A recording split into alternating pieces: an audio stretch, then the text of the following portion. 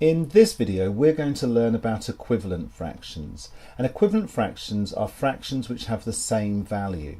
So how are we going to know that? Well, this is important. Equivalent fractions are fractions that give the same decimal value.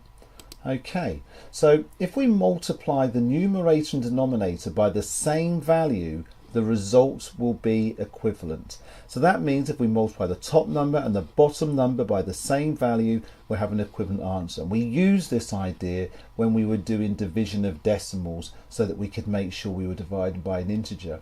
It also follows that if we divide the numerator and denominator by the same value, the result will be equivalent as well. So what we're going to do in the next slide is see two examples of this happening.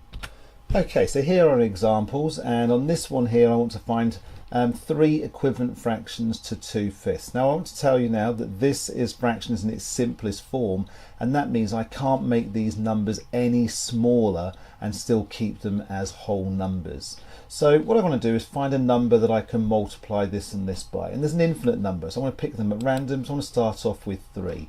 If I multiply the top and bottom of this by 3, I'll get a 6 over 15.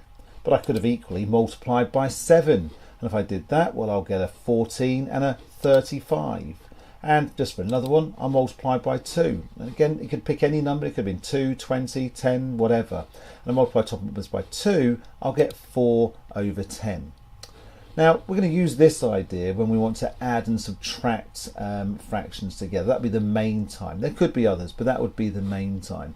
On this one, I want to look at the idea of writing this fraction in its simplest form. So can I come up with an equivalent fraction where these numbers are as small as possible? And the way we do that is by dividing, because that will make them smaller.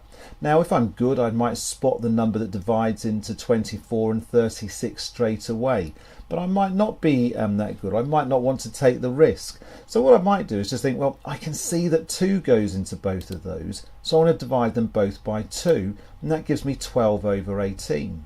I might look at this and think, well, actually I can see that 2 goes into that, so I want to divide by 2 again, and that's going to give me 6 over 9.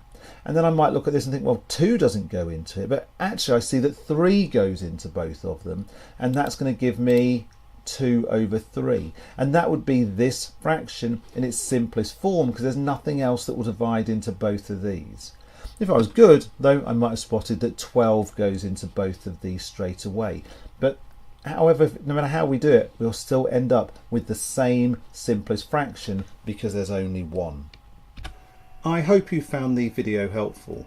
The video goes with a book that I'm writing for Year 9 Mathematics in New Zealand, and you can find a link to a copy of the book below, and that book is free for you to use and give to others. In the book you can find questions that go with this video, and in a link below this video you'll be able to find answers to those questions. Stay in Infield with Winfield.